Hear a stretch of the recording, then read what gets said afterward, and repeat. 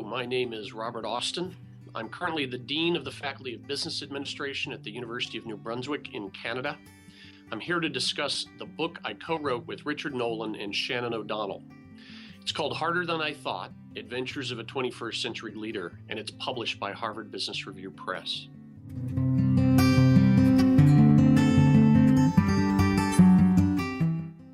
As its title suggests, this book is about leadership. We begin from the premise that the approaches to leadership that worked in the 20th century won't carry us through the challenges of the 21st century.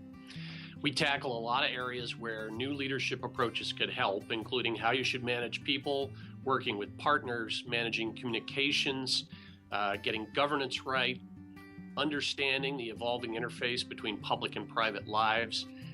There are important differences in these and many other areas between what worked in the past and what will carry us successfully forward.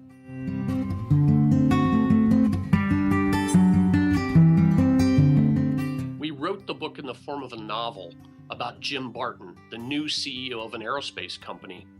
He's in over his head. He's trying to keep the company alive by changing the way it operates.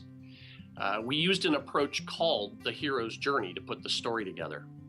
The author, Joseph Campbell, noticed a while back, about 1939, that many great stories in the world have the shape of a journey. In our book, Barton goes on a journey, faces trials, learns, and is ultimately transformed into a better leader, though he takes on a lot of damage in the process. We used an approach like this in an earlier book. One reviewer of the earlier book said, "A strong story makes this management self-help book a good read. Is it a novel or a guide for a new executive? Surprisingly, it is both. And that's what we hope we've achieved with the second book also."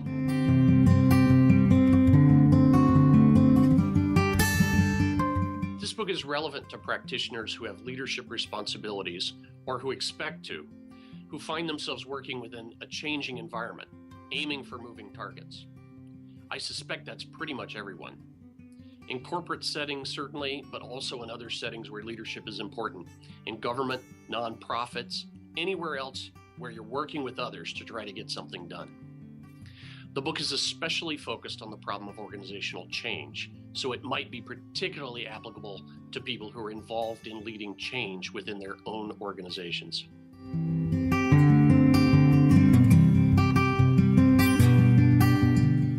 People interested in problems of human capital should read this book because that's really at the heart of what we're writing about. Managing human capital, especially in settings where you need innovation and change, is a particular focus of ours.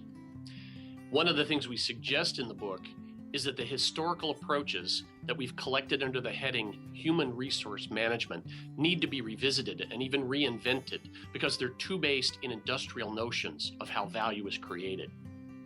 We need a more innovation age notion of how we manage human capital, and we suggest some of the changes that might be required in this book.